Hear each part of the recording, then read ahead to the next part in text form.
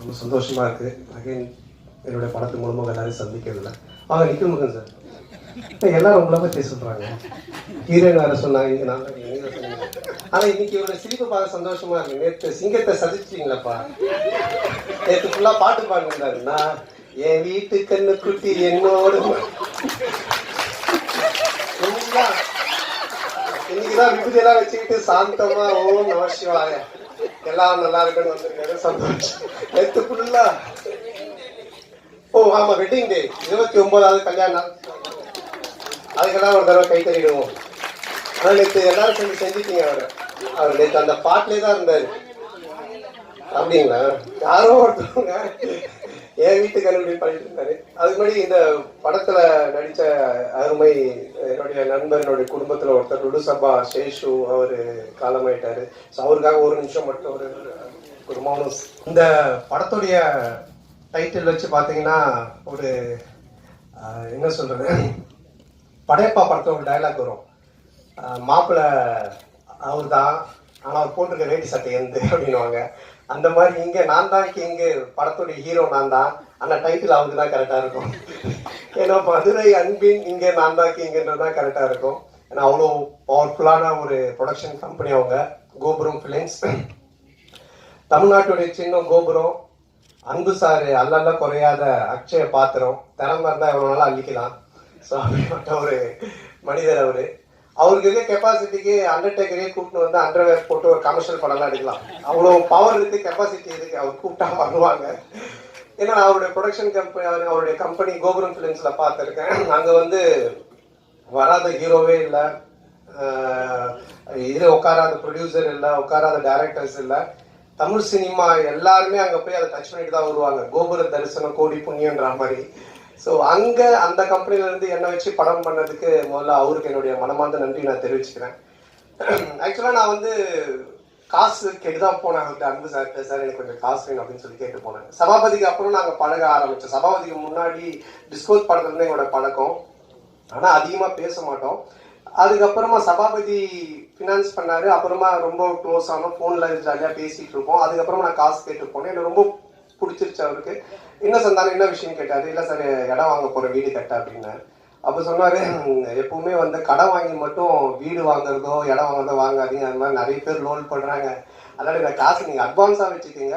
இன்னும் இடம் வாங்க என்ன வேணுமோ சொல்லுங்க, நான் ஹெல்ப் பண்றேன், நம்ம படமா பண்ணுவோம் அப்படின்னு என் மேல ஒரு நல்ல அபிப்பிராயத்துலதான் இந்த விஷயத்த பண்ணாரு. ஏன்னா அவரு ரொம்ப சீரியஸா, ரொம்ப டஃப்பா, ரொம்ப வேற மாதிரி எல்லாம் வெளியே பேசுவாங்கல்ல பார்ப்பாங்க. பட் நெருங்கி பழகிட்டா எவ்வளவு ஜாலியான ஆளு, எவ்வளவு அன்பானவர்ன்றத நான் சொல்லி ஆகணுன்றதுக்காக இதை சொல்றேன். அது மட்டும் இல்ல, போன்ல பேசினாலே ஜாலியா தான் பேசுவாரு. நான் அடிக்கடி ஈஷாக்கு தான் போவேன், சிவராத்திரி அது இதுன்னு போவேன். போன் பண்ணாலே கேட்பேன், சந்தானா எங்க இருக்க அப்படின்னு. சார் ஈஷால இருக்கேன் சார், வரும்போது எங்க வாங்கிட்டு வா அப்படின்னு. என்ன சார் ருத்ராட்சமா விபூதியானவ அதெல்லாம் யாருக்கு வேணும், அமௌண்ட் எல்லாம் வாங்கிட்டு வா அப்படின்னு.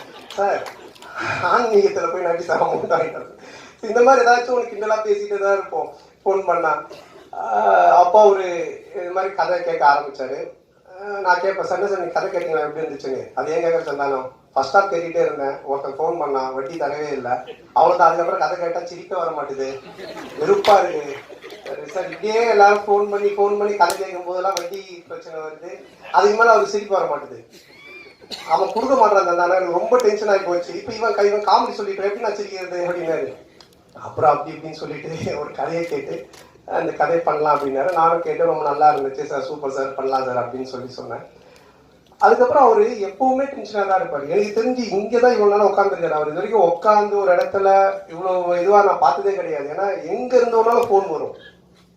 பெரிய படங்கள்ல இருந்து சின்ன படங்கள்ல இருந்து எல்லா இடத்துல இருந்தும் காசு கொடுக்கறது வாங்குறது அதுன்னு போயிட்டே இருக்கும். ரொம்ப டென்ஷனா தான் இருப்பாரு. ஏன்னா இந்த பினான்ஸ், இந்த வட்டி தொழில் அப்படின்றதே ஒரு பயங்கரமான ஒரு டென்ஷனான வேலை. ஆனா ஒரு நாள் மட்டும் ரொம்ப ஜாலியா இருந்தாரு, ரொம்ப சிரிச்சுட்டு சந்தோஷமா இருந்தாரு. அப்ப நான் அவர்கிட்ட கேட்டேன், என்ன சார் எப்பவுமே டென்ஷனாவே இருப்பீங்க, இங்க ரொம்ப சந்தோஷமா இருக்கிறீங்களே, மொத்த வட்டியும் வந்துருச்சா என்னன்னு கேட்டேன். இல்ல அப்படின்னு. என்ன சார் சந்தோஷம்னா, இது மாதிரி எனக்கு பேரன் பிறந்திருக்கான், என் பொண்ணுக்கு பையன் பிறந்திருக்கான் அப்படின்னாரு. பயங்கர ஹாப்பியா இருந்தாரு. அப்ப எனக்கு ரொம்ப நாளா ஒரு சந்தேகம் இருந்துச்சு. இது யார்கிட்ட கேட்கணும்னு நினைச்சிட்டு சரி இவர்கிட்ட கேட்போம்னு கேட்டேன். சார் பொதுவாக கல்யாணம் ஆகி நமக்கு ஒரு பையனோ பொண்ணோ பிறந்தா அதை விட சந்தோஷம் அவங்களுக்கு ஒரு பையனோ பொண்ணோ ஒரு பேரனோ பேத்தியோ பிறந்தா நம்ம சந்தோஷப்படுறோம். அது ஏன் சார்ன்னு கேட்டேன். அப்போ அவர் ஒரு ஆன்சர் ஒன்று சொன்னாரு. சந்தானம் எப்பவுமே அசலை விட வட்டியில தான் கிக் அடிக்கும் அப்படின்னு.